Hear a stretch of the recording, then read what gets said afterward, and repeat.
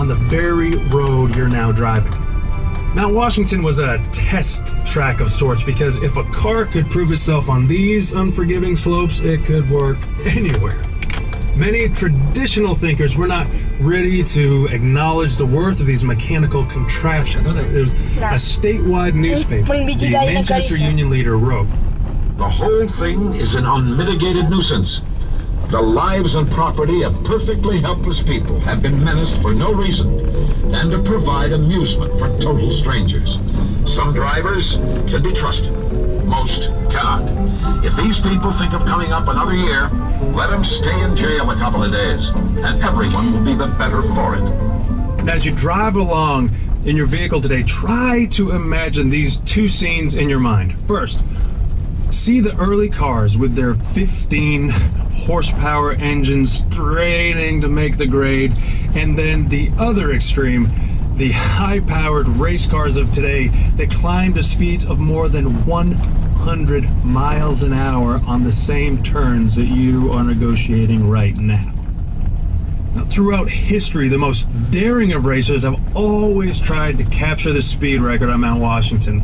Where horse-drawn wagons took 3 to 4 hours to make the ascent, early autos did it in just under 2 hours. The most recent racers have shaved the time to well under 7 minutes. So they don't take in much of the scenery.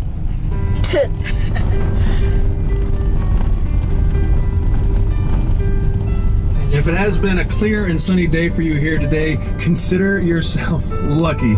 The weather on Mount Washington is generally more interesting than that, though. It's not that the weather can change quickly here, it's that the mountain seems to generate its own climate and environment. Sure, it basically tracks with the 4 seasons the rest of us know. It just overlaps them more and then mixes them together. So rain, snow, and sun make the rounds based more on random chance than on what the calendar says. Some days there's rain in the valleys and beautiful sun on the mountain, or vice versa. Some days clouds fly by close enough to touch them. Other times an undercast develops where a blanket of clouds shroud the lowland, and the summits of the taller mountains in the presidential range protrude like islands in a sea of white. Hundreds of inches of snow each year, hurricane-force winds on more than a few occasions, fog thick enough to chew. This and more makes up what we call Mount Washington weather. It is both the diversity and extremes in the weather on this mountain that have made it a center of meteorological studies since the mid-1800s. The Hitchcock-Huntington expedition was the first to winter over on the summit in 1870. It was a remote, harsh winter wilderness which exposed these scientists to conditions they couldn't have imagined. The U.S. Signal Corps took over from 1870 until 1892 and experienced many of the same conditions that the current members of the Mount Washington Observatory staff contend with. This journal entry from the logbook details a difficult evening for the early observers. January 27, 1875. Coldest of the season, 46 below. The wind is blowing a hurricane and has done so all through the night past. Had work today to keep warm. The wind and cold penetrate every cranny. Enormous drifts of snow have formed about the building, and as fast as the passage is cut out and the windows cleared, the wind drives in snow to fill up the gaps. The coal is far from being good. It is full of rocks and clinkers.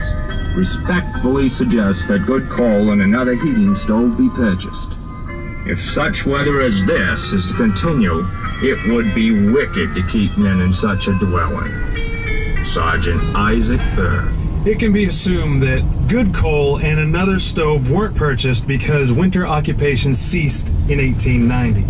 It took 40 years to round up another crew of dedicated weather watchers. In 1932, Alex McKenzie, Joe Dodge, Bob Monahan, and Sal Pagliuca staked a new claim on the summit, and the Mount Washington Observatory began round-the-clock weather observations that still continue to this very day.